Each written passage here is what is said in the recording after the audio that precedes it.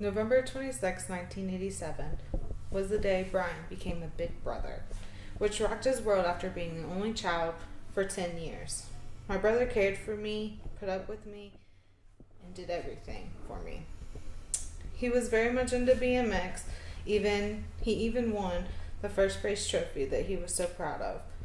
He would sit through my softball games, dance recitals, and school plays, smiling. At the young, tender age of 5, I lost my father. The father that raised both my brother and I. My brother was 15 years old and now the man of the house. So he thought, anyways. He now had the responsibility of taking care of my mother and I. He had to make sure my homework was done, my chores were complete, and my attitude was in line.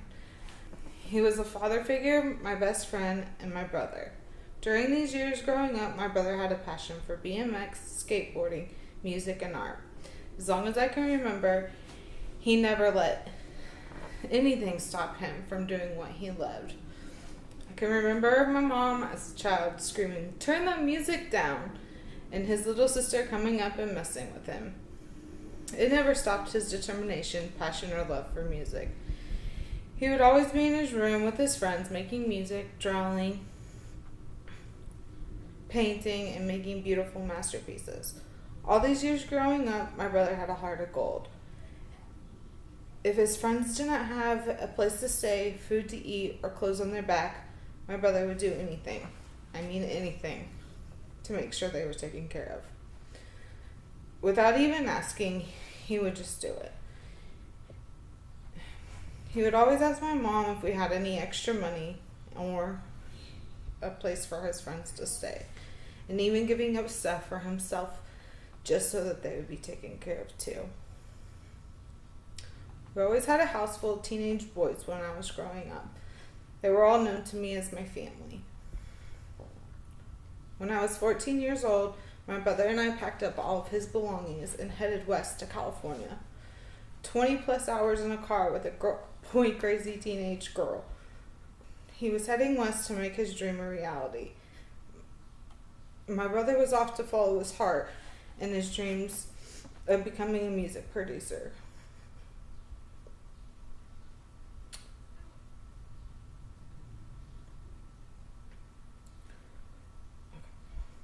With him being 1,400 miles away, we never drifted away. We actually became closer and closer. He would call me weekly and check on me. He would make sure I was doing good in school, keeping up with my grades, and also my softball schedule. We would always spend quality time together when he came home. While in California, my brother had the opportunity to attend the Los Angeles recording studio, where his dreams became a reality. He grew, and his passion and love turned into a career. He met lifelong friends along the way and followed his dreams. December 2008 was the last time I ever got to see my brother. It was a Christmas vacation in Newport Beach.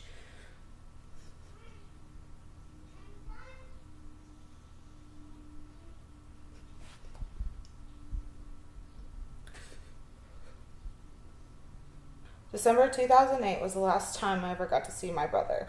We had an amazing Christmas vacation in Newport Beach.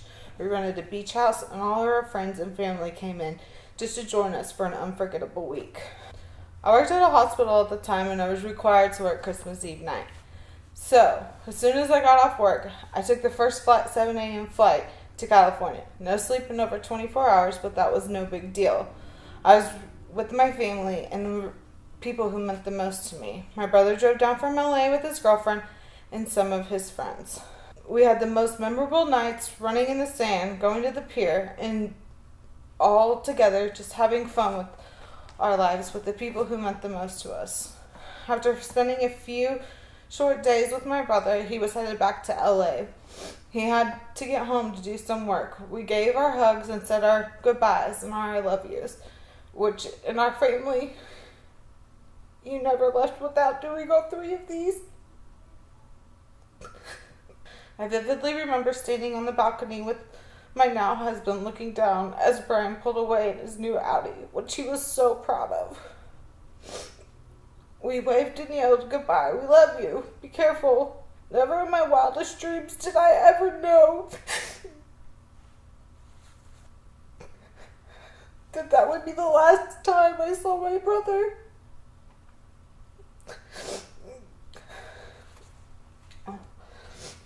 After the vacation was over, our weekly phone calls continued, and our lives moved forward just like any other ordinary day. My brother called me at the end of February, letting me know he was soon to move into a wonderful new apartment in Studio City that he was excited about, and he couldn't wait to visit. I was so happy for him. He was moving forward with his career, and he was truly happy with this time in his life. Valentine's Day 2009, my brother did something for my mom he had never done. He got her flowers, delivered them to the house, which reminded her of how much he really loved her and how thankful he really was for her. My mom still talks about those to this day. One of her long-lasting memories of her awesome son. Now it's March 26, 2009, a Thursday that will forever change my life. I had worked the night before, so I woke up around noon, and I started to get my house together as my friends were coming over for a barbecue. We were out grilling and sitting around the patio enjoying conversation. Around 8 p.m. that evening, I received several calls from my mom. I answered it. It was pure panic and chaos. Call your brother, she screamed over and over again. There's something wrong. She just kept screaming, there's something wrong. I was trying to figure out what was going on in the midst of her panic and her screams and her cries. I called every number I knew, and I couldn't get a hold of him. Someone got on the phone and said, your brother has been shot. Can you please provide me with a description of him? In mass panic, I tried to control myself without losing it. I described him the best that I could. I didn't know if I made any sense or what I was really talking about. My life as I knew it was crumbling. I called my mom and gave her the name of the person I had spoke with. I then lost it after getting off the phone. I ran around my backyard, through the house in a panic, screaming, no, this can't be happening. My friend stood there in shock, not knowing what to do. I sat on my bed, rocking back and forth, trying to speak and regain my composure. Once I did, my now husband and I gathered our belongings and headed to my mother's house. Once I got there, my mom had been calling every police department, every hospital in Van Nuys. No information could be given. And at this point, we didn't know if Bryan was dead or alive. We didn't know who had shot him. We didn't know anything. We took the first flight out of Texas on the 27th to John Wayne Airport. We rode into the airport in complete silence. The entire flight, we sat there in silence. All the way to my brother's apartment, silence. When we arrived to his apartment, there were cops everywhere. Crime scene tape wrapped around the apartment complex. We were trying to figure out what happened, what was going on. At that time, Detective Knowles and Detective Diaz took us into a workout room. They had explained what had happened. My whole world fell apart.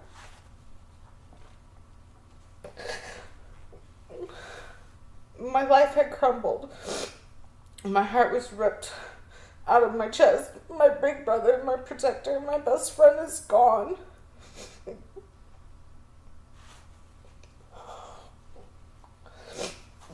There's not one thing my mother and I can do to change this. Nothing could fix this.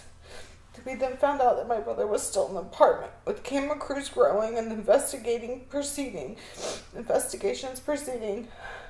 I will never forget seeing that body bag being carried down the stairs and put into the back of the medical examiner's van, while camera crews are in your face taping the most vulnerable moments of your life so it can be shown on the 5 o'clock news at night.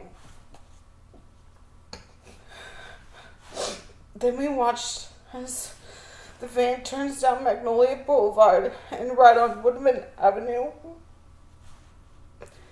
It hit me. He was really gone.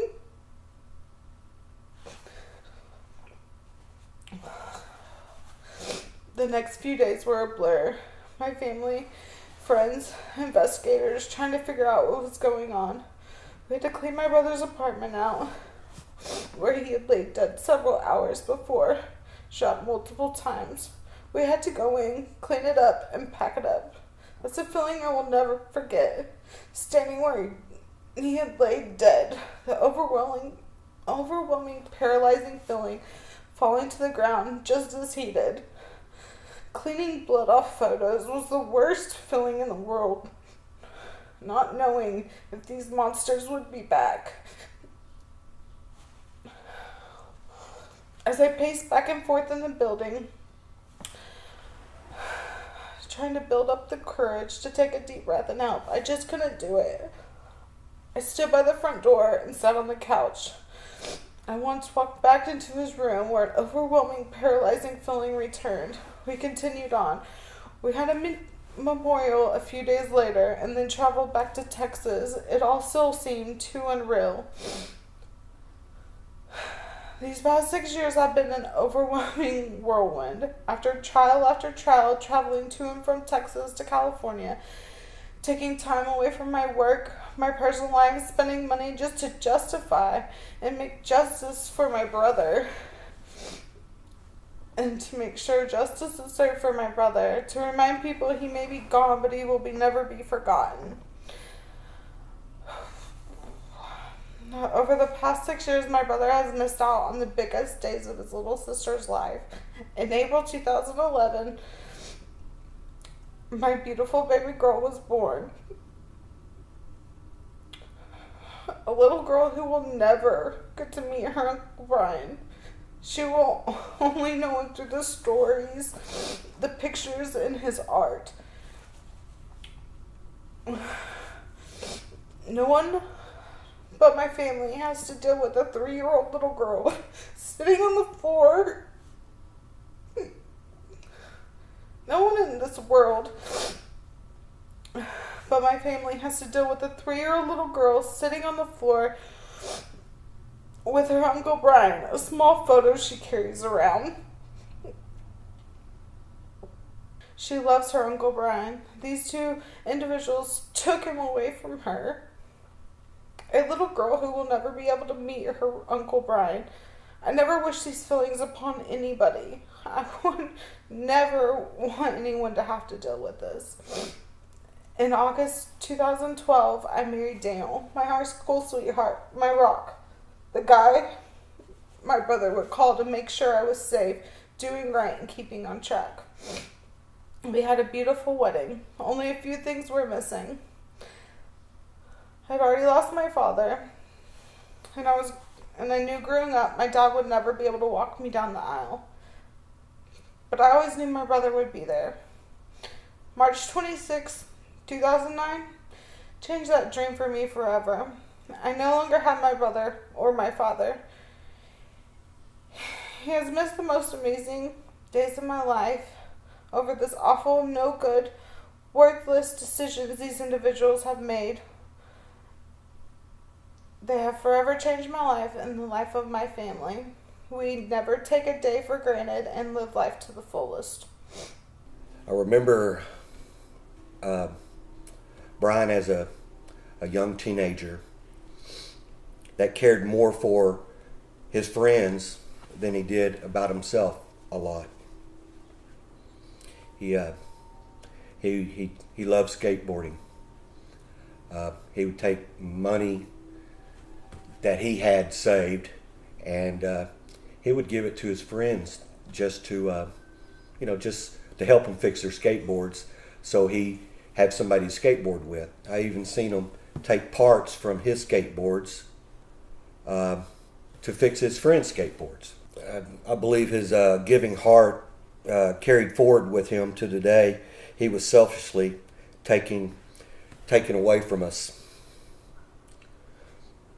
Bryan and I got to spend some quality time together a while back. It's been a while. When his mother went up to Colorado to establish a new home, Bryan wanted to come down and spend some time with me and his friends back in Fort Worth. So he packed a suitcase, got in his car, and headed this way. And I remember his car breaking down halfway between Colorado and Fort Worth in New Mexico. And him just having the money in his pocket, he was able to find a gentleman heading this way, and they rented a trailer and they pulled his car on down. When he got here, I seen him take every bit of money that he had in his pocket, pull it out and give it to this gentleman. And the gentleman did not want to take his money, but Bryan knew it was the right thing to do. And of course, that left him down here in Fort Worth with no car, no money in his pocket, but he knew what he had to do. Just something I'll never forget. Just how big his heart was. I got to enroll Bryan in his last year of high school, and how proud he was. It's his last year. He's almost done. Just when he hurt himself skateboarding, he used to call for my name instead of his mom because he knew his mother was going to yell at him because he hurt himself again. I wish I could have been there with him the day that Bryan was taken away from us. I remember the way he used to look at himself in the mirror and just kind of smile. And I know Ashley and Kathy remembers this well. I remember teaching him how to drive. Oh my goodness, the smiles he would put on our face when we were down. He always tried to keep everybody smiling at all the time. He had such a love for his sister and his mother and his extended family. I never forget how much he enjoyed holidays and knowing he's going to be around his family and his friends. I will never forget our last conversation, as I can still hear him say how happy he was and how much he enjoyed what he was doing. I know his mother will never forget her last conversation. I could go on and on special memories I hold within my heart, but there will be no other memories, as this was taken away from me, his family, and all his dear friends.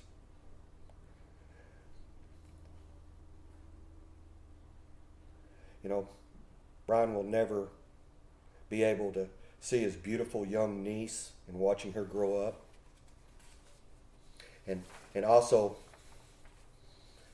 by selfishly taking Bryan away from us, you have also taken away from us additional family, such as a daughter-in-law, grandkids.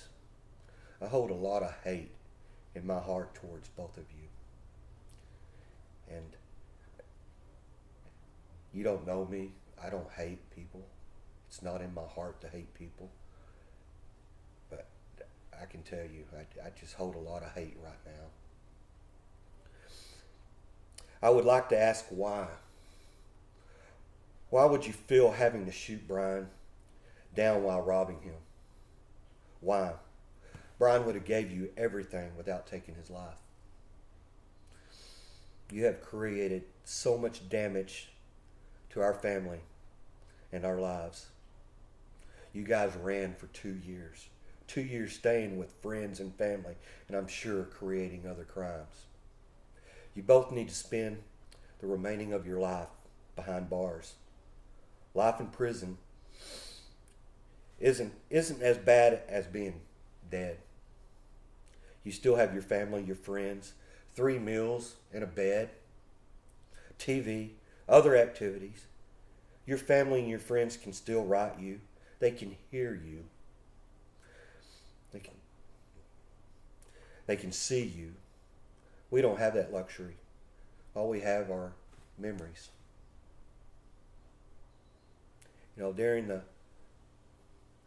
this whole thing, you guys have never showed any type of remorse. No remorse for what you've done. One thing that really eats at me daily, when I think about this, is the way Bryan was taken from us. Um, Bryan didn't die instantly when you shot him, but he knew he was going to pass away.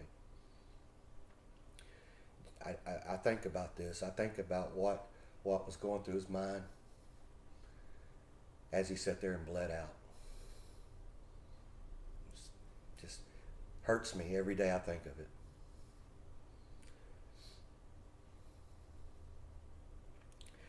Every day for the remaining of your life, I hope you think about the life of Bryan you have taken and all the damage you have done. Prison is where you need to be for the rest of your lives, as I don't want this to ever be put upon anybody else. I just want you guys to remember you will be judged again. Remember that. Did you think about all the hurt of others when you selfishly murdered our son? While you sit in prison, which I hope is the rest of your life without the possibility of parole, I want you to remember his name. His name was Bryan Thomas Caulfield. On March 26, 2009, my cousin Bryan was murdered by the defendants. They chose to take what did not belong to them. They stole not only money and property, they stole his life. And my aunt was listening when it happened. My question to them, was it worth it? Was it worth killing somebody's brother, somebody's son, their brother, their cousin? Did you stop to think for once, how would it affect your families, your mother, if it was you laying on the floor? Do you know what it feels like to lose someone so violently? Do you feel bad at all? I don't think so. I have seen no remorse, no guilt, just attempts to get away with it without no repercussions. Bryan was my cousin. He had a passion for music, for art, and for life.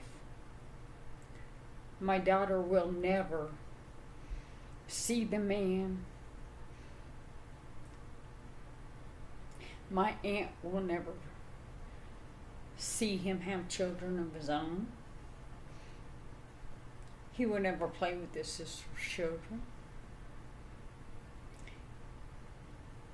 You took that from him. You took that from us. Your families can still see you, can still talk to you. They can still smile at the sound of your voice, still watch you make goofy faces, can still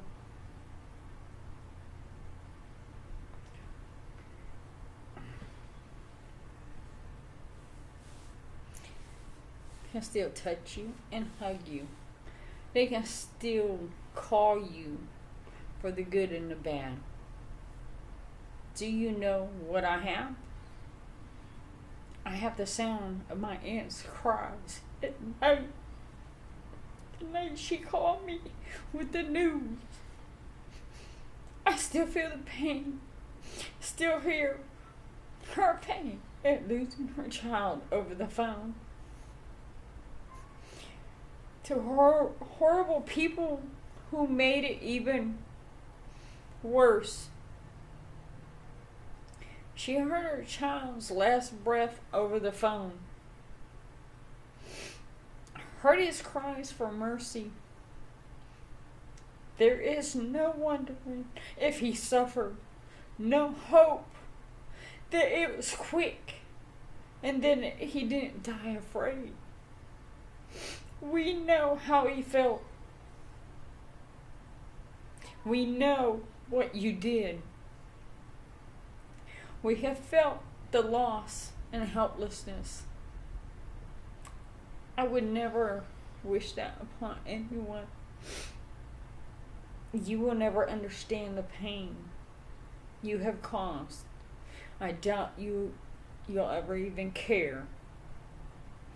But you deserve to rot behind bars. You deserve to never see your family again. To never spend Christmas with your parents, your siblings, your nieces, your nephews. I would ask that the courts to give you the harshest punishment allowed. I would say an eye for an eye, but death is too easy. You should have to live behind bars for the rest of your life. I hope it haunts you for the rest of your lives. It has been the longest 6 years of our family's lives. Not only did you take my cousin from his family, you make us suffer through the court process. We have been to court, and I doubt you even care. But you deserve to rot behind bars. You deserve to never see your family again. To never spend Christmas with your parents, your siblings, your nieces or nephews. I would ask that the courts make you spend the rest of your lives behind bars where you will never have anything to celebrate again. Because Bryan will. I start out by saying I'll never forget the early evening of March 26th, 2009. I'd gotten home from work and I heard Kathy in the back bathroom yelling out, "Who's there? Who's there?" And I said, "It was me. It's me." And she kept yelling, "Who's there? Who's there?" So I went back to the bathroom and she was on the phone and it was on speaker and you couldn't really hear much of what was going on the phone, but she had said that she had thought something really bad has happened to Bryan. I had, told her nothing's bad happened to Bryan, and she said, "Yeah, something's terrible happened to Bryan." So from that point, we had tried to figure out what was going on, and we had tried contacting, other people's phones there, while the whole time that phone was, still connected. It had gone on for probably 10 minutes, but all you could hear was really nothing, just muffled noises and stuff, and every once in a while you'd hear a voice. Not sure who that was, but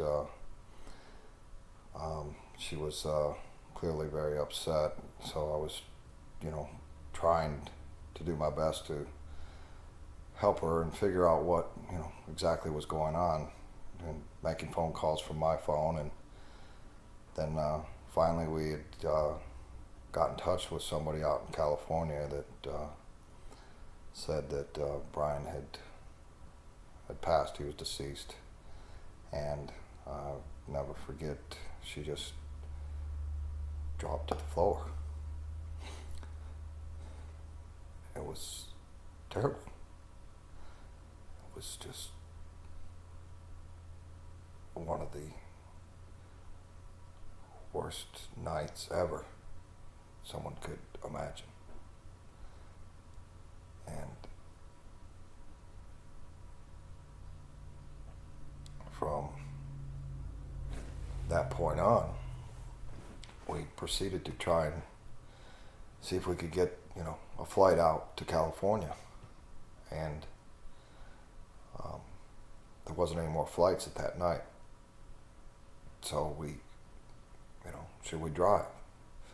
Thought, no, we're not going to drive. We get a flight out first thing in the morning, and we would get there before we could actually drive there. So that's what we did, and we got with Ashley and Daniel and let them know what was going on, and we took the next flight in the morning, AM, to California. We got there, and they wouldn't obviously let us into the apartment or anything because the investigation was still going on as to, what had happened. And so we were standing outside the apartment for the longest time, and it was probably, I don't know, early evening. So this had been pretty close to 24 hours. And then I looked back and I saw them wheeling Bryan out on the gurney to put him into this ambulance and take him away, and it was just the worst feeling ever. And I remember it was just that Christmas before. We just had a great weekend at Newport Beach with Bryan. Had a lot of laughs, a lot of fun. It was a wonderful Christmas. We'd stayed down there to see the parade of lights on the bay there. Had a great Christmas with everybody, and it just was unimaginable. Couldn't believe that he was gone. Bryan was, such a caring, loving, happy going guy, and all of a sudden his life had been taken from him. And you guys have taken a son, a brother, an uncle,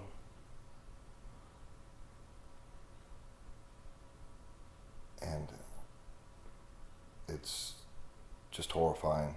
The nightmares Kathy lives with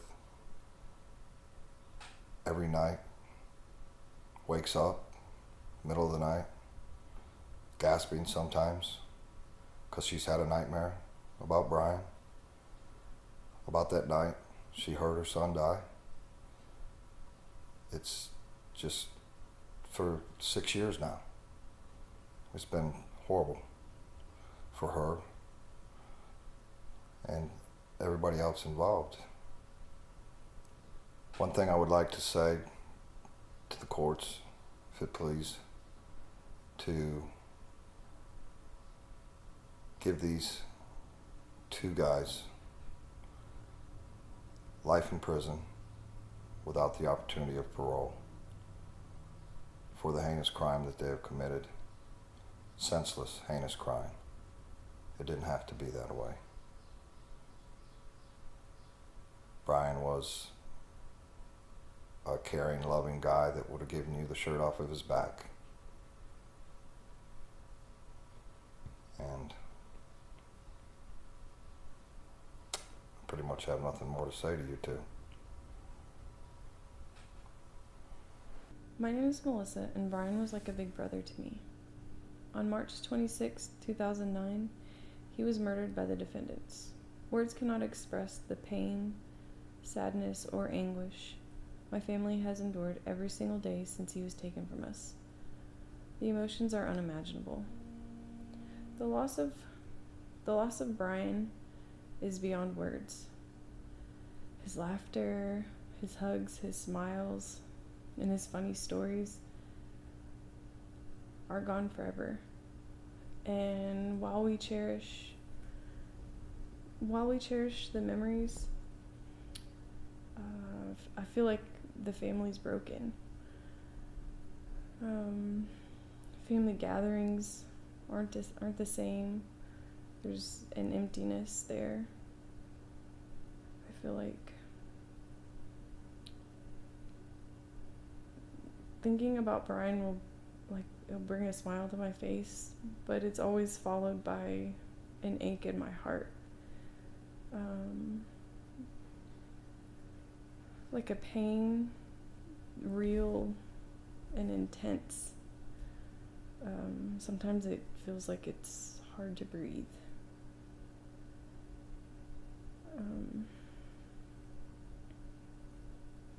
Bryan had a big heart. He was always doing things for me and Ashley. Like a big brother, like our chauffeur, driving us around, never complained. Six Flags, Hurricane Harbor. But he was like that. He was like that with everybody, I think. He'd give you the shirt off his back, the last dollar in his pocket. He was compassionate and caring and loving. And he never judged. And he was always willing. He was always willing to help with no questions asked.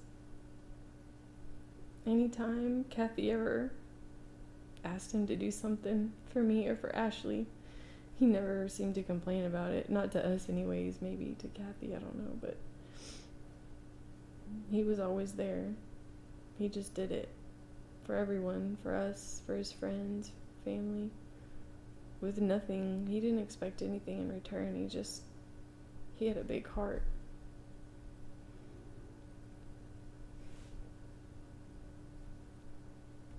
The defendants sit before you asking for leniency and maybe even compassion, but I don't feel like they deserve that, because Bryan didn't get that.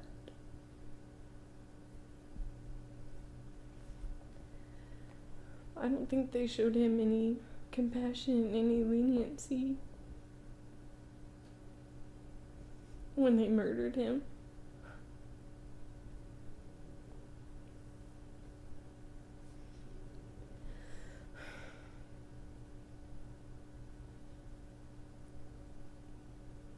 I feel like we relive this nightmare every day.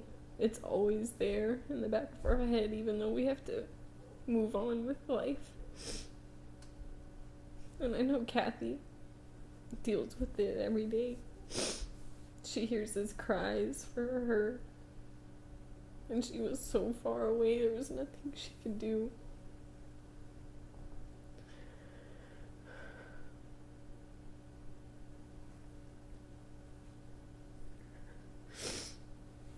I think it's not fair.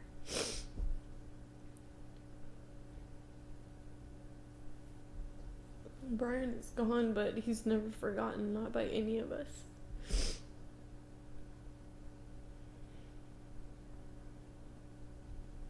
My family and I request life in prison without the ability for parole for the crime for which the defendants were convicted. Thank you. March 26th, 2009, Bryan Caulfield was killed by the two defendants in a senseless act of violence. He's taken from us and this world way too soon. Bryan was a son, a brother, a friend, and would have been an uncle to a beautiful little niece that he never had a chance to meet. Bryan, his mother and sister, they're family to me. They were there for me when nobody else was. I met Bryan in high school in Colorado, and was having a hard time at home, and they welcomed me into their home. All they had was a little 2-bedroom townhome, and Ashley and Kathy actually shared a bedroom and a bed, and they let me stay there with them. They didn't have much, but whatever they did have, they were willing to share, and they're just really happy, good people. They had their little family, and they all looked out for each other, and they treated me the same way.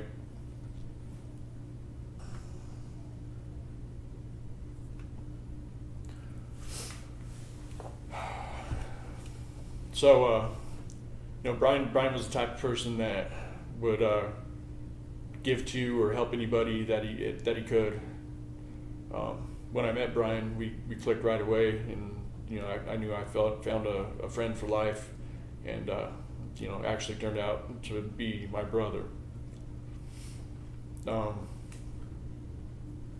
My best memories from my teenage years and early 20s are with Bryan. We had good times together, and that's I really thank him for that. We're always into music and skateboarding. I wasn't really good at it, but Bryan was all right. He's pretty good. We got into DJing. Bought his first set of turntables from Radio Shack. Just the cheapest ones you could probably find, but that was our thing. Got into spinning records. Eventually he moved to Texas, and I stayed in Colorado. And he got techniques, I got techniques. He got a Vestax mixer, I got a Vestax mixer.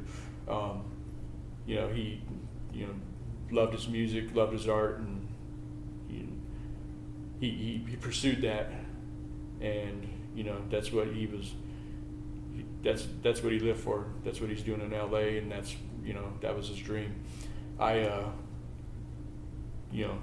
always loved music and DJing as well. But I kind of sidetracked and started raising a family. But always loved hearing Bryan's new music that came out. And before he was killed, he produced a full album that was awesome. To this day, I'll listen to it all the time. And he did a great job with that, and would have loved to see what he would have done in the future, because that was just the beginning. At 30 years old, you just start figuring out who you are, and unfortunately he was killed at that point. No words can express the pain that's felt and the emptiness inside from the loss of Bryan.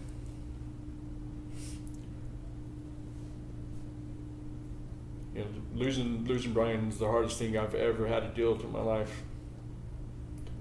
The way he was killed, the reasoning behind it, the actions of the people after he was shot that were supposed to be his friends, the fact that his mother was on the phone and heard the whole thing. It's really hard to comprehend all that. To this day, it's just very hard to believe.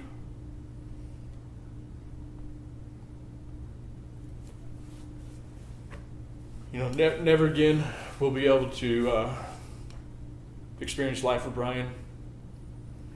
Sharing experiences, and just have him be around, see where he's at today, what he would have became, with his music and art, and he might have had a family. I have a family that I wish he could see where I'm at, and a lot has happened since Bryan was killed that he should have been a part of. He missed the birth of his niece. He wasn't there to walk his sister down the aisle. February 2014, the two defendants were found guilty, and now we're sitting here a year and a half later, still awaiting sentencing. It's been really hard on Kathy and Ashley, and myself and everybody else that cares about Bryan. Throughout the trial, the defendants never showed any remorse or any sympathy for the crimes that they've committed, for taking Bryan's life. Even if they stood before the court today and was apologetic, I think they'd be only doing so for their own selfish reasons. They need to take responsibility for what they've done and sit the rest of their life in prison. Justice for Bryan needs to be served, And that's why I asked the court to sentence the two defendants to life in prison without the possibility of parole. I met Bryan in high school, sophomore year. I actually had just transferred from Denver school, Jefferson High School, to Lakewood High School. And I was walking out with a friend, and we were going out for lunch, and I had my skate under my hand, my skateboard, and Bryan immediately approached and said, "Oh, you guys skateboard?" And he really engaged right away, and it was kind of amazing because Bryan's a pretty big guy, and I was always really impressed and surprised with the athletic ability,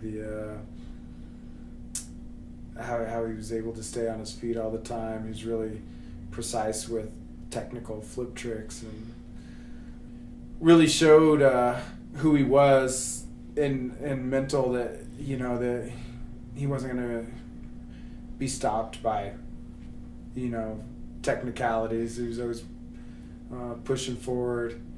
Always had the idea that anything was possible, and that really reflected to all the friends and what we called at the time our crew, which was a handful of people that were like-minded and very inspired by street art, being skateboarding, and we persevered with that to make a clothing company later on that called POS, which was Piece of Soul, and just the title alone speaks to who we were and who he was, and the development of like how we wanted to create a dream and really build the balance on how we were lending or giving a piece of our soul to this, and really pushing forward with the idea that we weren't stuck where we were. We weren't held captive there, and that we were part of a big idea, and we were going to continue to build this big idea and develop it into a dream that was very real and very possible. And Bryan was really that inspiration in a lot of ways behind that. And a lot of times, when I was living in LA with him, and the long hours working the moving company, and there was 3 of us in a 1-bedroom apartment really trying to put the idea together. Things got hard at times, but Bryan was always that idea that we could reset the picture, reset the idea, reset the focus, give the personality new energy, and get you inspired, get you excited to push forward and not give up, and not throw your hands in the air and give up. And honestly, I wouldn't have lasted as long as I did in Los Angeles without him. Coming from Denver to a bit bigger city such as LA, and it was a definitely feeling the dog eat dog world, kind of, so to speak, in the sense that a lot of people doing artwork, there's a lot of people doing what we were trying to do, and to really stand out, you really had to work hard, you had to build, you had to push, you had to fight. And he had it in him. He had the fight. He had the want to. And that bled to us and inspired us. And it's a senseless crime. And for these defendants, who I have no doubt have very little knowledge of who Bryan was, and the force of positive and the creator that he was, to run into his apartment and gun him down, another an unarmed man, and out of fear and hate. It's heinous. It's disgusting. He was taken from us here, yes, but his idea, his energy, his balance to the better life, still stay focused on that. And, he still did touch so many people and so many lives around him. And, he's always my brother, always my friend. In 2006, I had just gotten out of the U.S. military after serving a 4-year enlistment. Was honorably discharged. I looked forward to getting back to LA and being around my friends and family again. When I got back to LA, I moved in with one of my good friends, but I discovered that a lot of my friends had kind of moved around and dispersed, and I didn't know quite as many people in LA as I had known prior to enlisting. So I heard that there was this guy who lived across the hallway from me. His name was Bryan, and he was a DJ, and we were both into similar styles of music. So one day I was just kind of in the hallway, and we somehow bumped into each other and started talking, and I said, "Oh, you're Bryan, you're the one that they've been telling me about."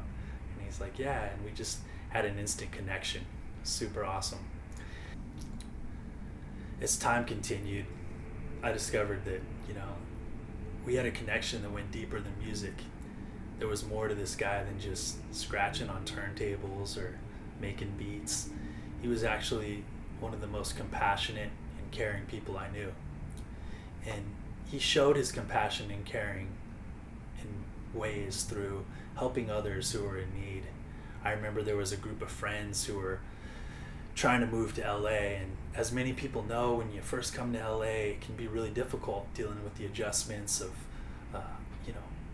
living costs, not having a job. And so Bryan took these guys in and allowed them to sleep on his couch and basically gave them shelter and food until they were able to find steady employment.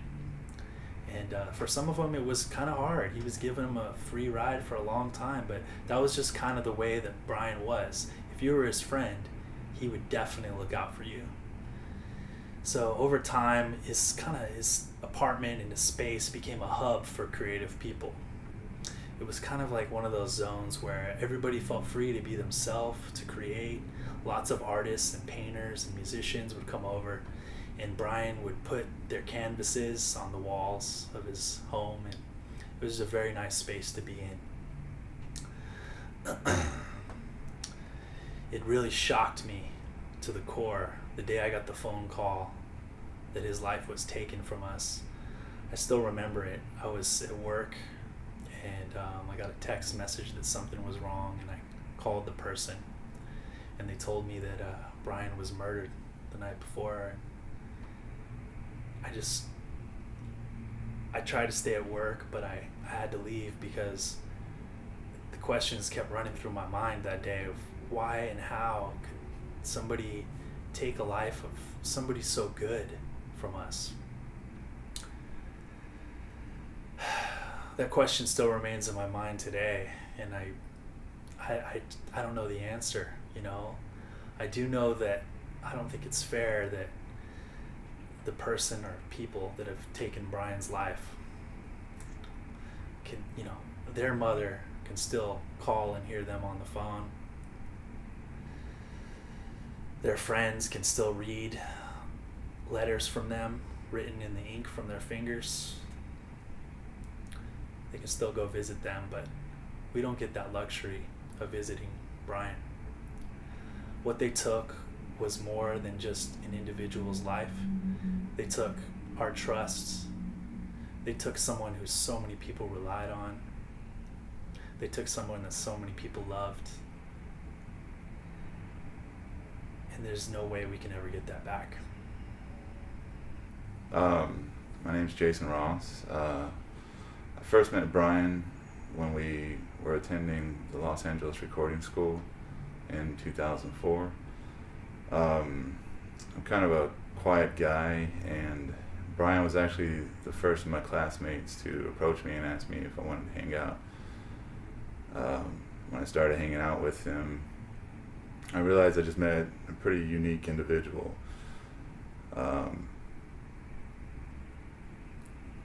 You know, he was an amazing person. You know, he helped a lot of people that he was with, including myself. There were other classmates that he actually brought in to his home when they were having troubles with their living situation. He brought in friends from out of state that just wanted to come out here and give LA a shot. They never would have been able to give it that shot without him. You know, Bryan was a very driven and passionate person. You know, he was a DJ, an artist, a producer, musician. You know, I mean, he was a lot of things, and I admired him for that. Bryan and we worked together for several years after we graduated school in his home recording studio. I even helped him mix and master the CD that he put out just a few months before he was killed. You know, I'll never forget that sense of accomplishment that he had. You know, I mean, you get a CD out, it's good, and he was thrilled with all that. I just wish he could have seen the album prosper a little more than what he did. You know, Bryan was a very charismatic person too, and he had more friends than anybody I've ever met in my life. If you heard Bryan's burst of laughter, you know he was all about good times with friends and family, and you know, he truly lived an exciting life, you know, in the moment, every moment. And you know, he was just given so little time. I just wish he was still around so I could see how far he would have made it. You know, the men that killed Bryan took a lot from a lot of people, and you know, we just ask that you keep that in mind. You know, Bryan was such a good friend. He was good to everybody that he knew, and he really didn't deserve what happened to him, especially at such a young age. So, you know, just please keep that in mind, and we would like to see justice done here. Hi, my name is Albert Otero. I live at 2380 Stafford Road, Lake Sherwood, California, 91361. I met Bryan in his early 20s, in approximately the year 2003. I met him in my garage. I drove home one day and I saw this man in my garage moving things in, and I said, wow, my wife hired someone. Later I found out that young Bryan lived across the street with very good friends of ours, Nancy and John Caulfield. Bryan, for a couple of years, helped around my house doing odds and ends. I paid him to watch my children. He enjoyed it tremendously. I saw a really inner talent with Bryan. He was a caring person. He loved kids. He loved dogs. He never really said anything bad about anyone. Later, we moved from our house in Anaheim Hills to San Marino, and one day Bryan came to visit me. He said that he wanted to move up to Hollywood, and I happened to have a building in Hollywood, so I offered him an apartment. He took the apartment, and he stayed there for, I would say, over a year, going to school, doing good things. I'd run into him now and then at the apartment, ask him how he was doing. He said he was doing great, said his mom was fine, his aunt and relatives was fine. He was a very caring person. That's one of the things I met with Bryan, and I felt that Bryan wouldn't hurt anyone. I mean, he's the type of kid that when he was walking on the sidewalks, he didn't want to walk on the crack because he would be afraid to break someone's back. So time went on, and I heard that Bryan was moving out of my apartment and moving into a house somewhere in Hollywood. Later on, I found out the tragedy that happened to Bryan, that he was shot and murdered by these people, that they took his life with no feelings, no remorse, no anything. The feeling that I could have was total pain and fear that something like that would happen to my children. No one, not my children, not Bryan, not anyone deserves to be murdered the way he was murdered. The careless act of people who are cowards, who won't stand up and take responsibility. However, I don't believe in the death penalty, and I request that the judge take my feelings into account and give these people life in prison, for them to have the same torment that Bryan's mother has of every day thinking, what about my son? What could have he done? That's a horrible thought, and these people deserve to have horrible thoughts the rest of their life. I appreciate this interview, and I want to implore the judge, again, to give these people, these cowards, life imprisonment. Thank you. To lose a child is to lose our heart. We can say those words easily enough, but there is so much more meaning behind those words. To have your heart shattered, broken beyond repair, it's almost impossible to put into words the impact of their actions. A parent's love for their child runs so deep that we would give up our own life for our children without hesitation. When you have a child, we want to be our child's protector, our child's strength, our child's encourager, our child's everything. My children, Bryan and Ashley, have always been my everything. Between bad relationships and the death of my daughter's father, my children and I gained a bond of love and dedication to each other that no one person could ever take that away from us. Bryan told me over and over before his passing, Mom, you, me, and Ashley, we are family.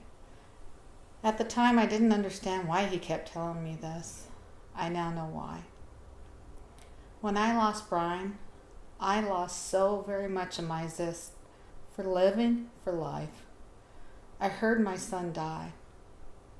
His screams to me for help, his last words piercing through my body, Mom, Mom, Mom. And then hearing what I now know to be the shots that ended my dear son's life. I couldn't help him. I couldn't protect him. So much of my purpose in life vanished at that very moment. I can't erase this memory, this act of cruelty, my son's death. I am left with this memory burned into my life every day and night with no escape. I have been sentenced to a life of pain that is indescribable. I relive this nightmare every day. There is no relief from this pain. I have to believe that there will be justice. Justice for my son.